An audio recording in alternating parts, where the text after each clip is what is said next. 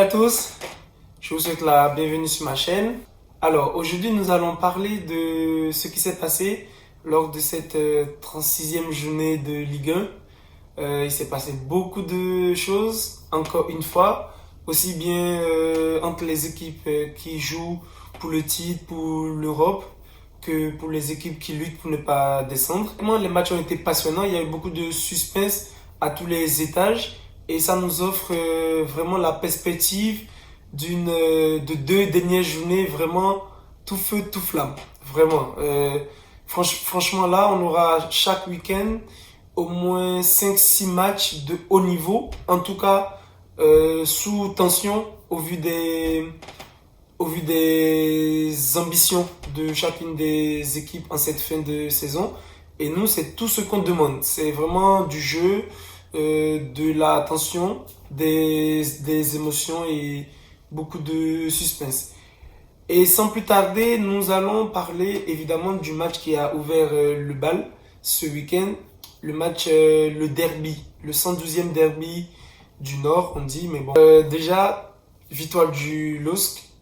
Très belle victoire qui confirme notre belle impression des derniers matchs et surtout du match aller au stade Pierre-Mauroy qui s'était soldé par un score de 4-0.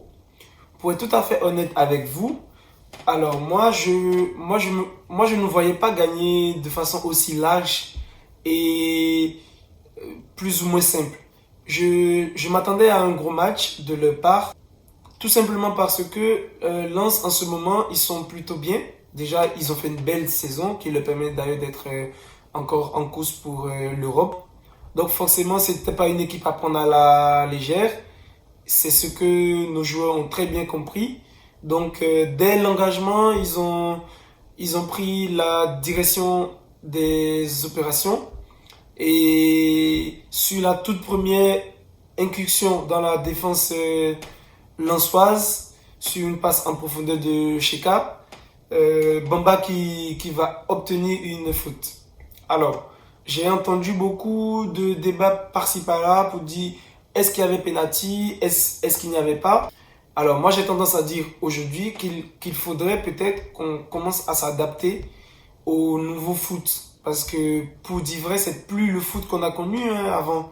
C'est-à-dire, avant l'arrivée de la VAR, il y avait pas, il y a certaines fautes qui se sifflent aujourd'hui qu'on n'aurait jamais sifflé avant, ou alors on siffle une fois sur deux. Donc voilà, mais sauf qu'aujourd'hui avec la VAR, il y a eu beaucoup de changements.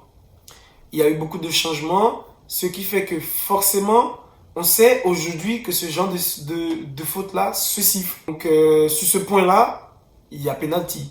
Après, bon, c'est vrai que si on va dans le sens du jeu et qu'on regarde l'action, on pourrait se dire, en plus c'était en début de match, il aurait pu ne pas siffler. Je pense que s'il ne l'avait pas fait, on n'aurait pas forcément crié au scandale non plus. Mais là, il a sifflé, débat clos. Surtout que un penalty sifflé n'est pas marqué. Donc il fallait encore le mettre. Et là, Yilmaz, il vient avec son sang-froid, penalty, marqué, 1-0 à la 4e. Donc le match, forcément, on l'entame de la meilleure des façons. On ne pouvait pas rêver meilleure entame. Et juste derrière, on a remarqué que l'équipe a commencé à reculer un peu et à laisser jouer Lens. Honnêtement, moi, à ce moment-là, je me suis demandé, mais qu'est-ce qui se passe? Est-ce que c'est parce qu'on perd le contrôle? Ou est-ce que c'est Lens qui peut-être est plus sans jambes que nous, qui a plus envie? Et que nous, on est peut-être en train de défendre notre but. Parce que si vous vous rappelez un peu des derniers matchs, Lille avait déjà fait ce coup-là, de mettre une grosse pression pendant un bon moment et de relâcher un peu. Moi, je pense sincèrement que ça doit faire partie de la tactique mise en place par le coach parce qu'on est tous d'accord que c'est pas possible qu'une équipe mette autant de pression pendant 90 minutes. Donc forcément, il y a des moments dans le match où tu te relâches. Et c'est peut-être encore mieux si tu si tu décides le moment où toi, tu te relâches, tu laisses jouer l'équipe adverse, mais en restant concentré sur tes tâches défensives. Ce que Lille fait d'ailleurs très bien et qui nous a permis de tenir face à la vague des occasions lensoises jusqu'à la demi-heure de jeu, juste avant le carton rouge. Même si c'est vrai que le carton rouge ne les a pas refroidis pour autant, hein, parce que ils ont continué à jouer, même à 10.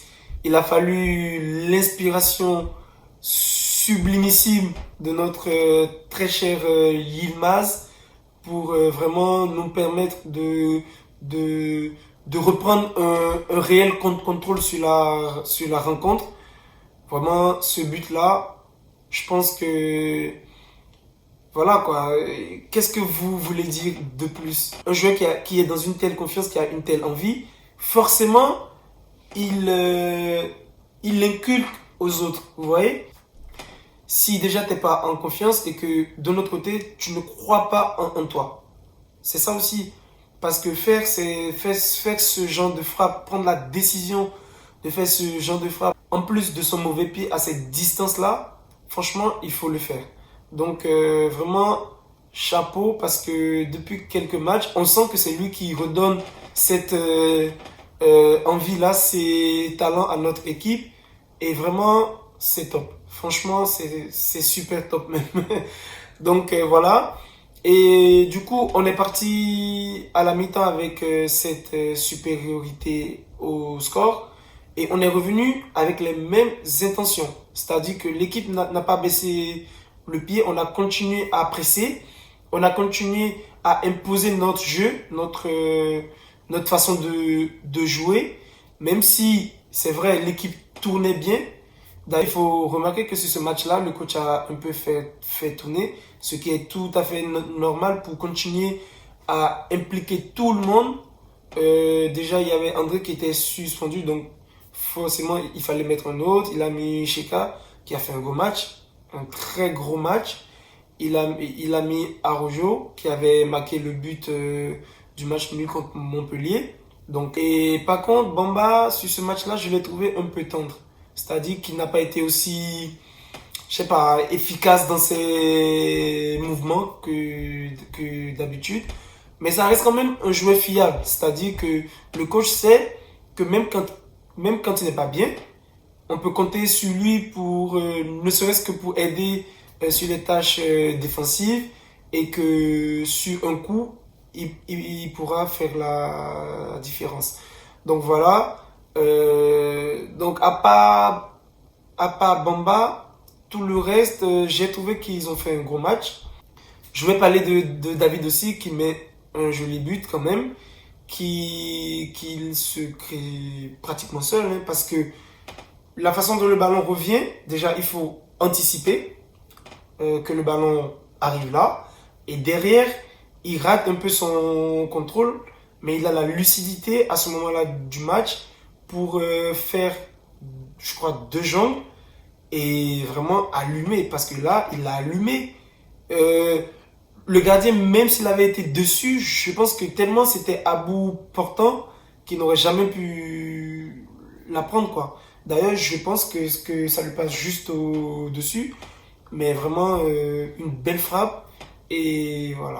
3-0, le match était plié. Nous, on était déjà super contents de notre équipe. Ils ont fait tous vraiment un gros match. Et j'en parle depuis 2 semaines, mais mention spéciale encore à Renildo. Franchement, je sais pas ce qu'il a mangé ou ce qu'il a eu comme déclic, mais franchement, moi je veux bien revoir le même, et même encore mieux, parce que on sent qu'il a encore plein de choses à donner. Il en a encore, et nous on souhaite qu'il nous montre la pleine mesure de son potentiel, parce qu'on sent qu'il peut encore progresser et montrer davantage. Donc chapeau à lui, chapeau à toute l'équipe, c'est un super match. On se retrouve en fin de journée avec une autre très bonne nouvelle, avec ce nul du PSG à Rennes qui nous arrange, même si, rappelons-le, l'objectif reste toujours le même, gagner les 2 derniers matchs. En fait, il faut pas perdre. Déjà, il faut pas perdre parce que tu perds, Paris gagne, après, bon, voilà, ils seraient devant nous à ce moment-là, à la différence de but. Donc, le mot d'ordre, déjà, c'est victoire et victoire. Après, le nul de Paris nous offre la possibilité de faire une victoire, un nul. Mais à choisir, vraiment, s'ils peuvent nous gagner les 2 matchs, déjà celui de dimanche qui arrive contre Saint-Etienne à domicile, il faudra le mettre une pression d'entrée comme contre Nice et contre Lens. Il faudra les presser d'entrée, marquer des buts de suite et comme ça se rendre le match un peu plus simple. Parce que rappelons-nous que Saint-Etienne fait plutôt de bons matchs en ce moment et que c'est à nous en fait de les faire douter et de ne pas les laisser rentrer dans le match et être confiants. Donc voilà. Et en tout cas, très, très grosse journée. Monaco a gagné, Lyon a gagné, donc de ces deux-là, rien n'a bougé. Et maintenant, le titre, comme on l'avait déjà dit la semaine dernière, se joue concrètement entre Paris et nous.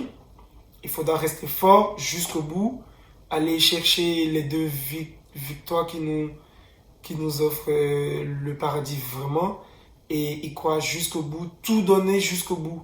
Donc nous, on continue d'être derrière l'équipe et on pousse en espérant peut-être dès dimanche, hein, peut-être pouvoir commencer à mettre le champagne au frais. En tout cas, dimanche, multi-Ligue 1, dimanche à 21h. Donc, toutes les équipes jouent en même temps. Donc, ça va pouvoir permettre d'avoir en temps réel un suspense incroyable aussi. Et vraiment, on a hâte. Et je vais juste finir en disant un petit mot sur Nantes. Je l'avais dit déjà la semaine dernière, pardon, que Nantes avait la meilleure dynamique des équipes de bas de tableau. Et elle a plutôt bien confirmé cette équipe-là qui est allée gagner encore ce week-end, sachant que qui est en plus est allée gagner contre un concurrent direct Bordeaux, donc qui se rapproche dangereusement. Je pense que de la 16e, 17e à la 19e place, ils se tiennent en 3-4 points. Donc Nantes, c'est pas encore perdu. Et contrairement à ce qui se disait il y a 3 semaines, Bordeaux, c'est pas encore maintenu non plus.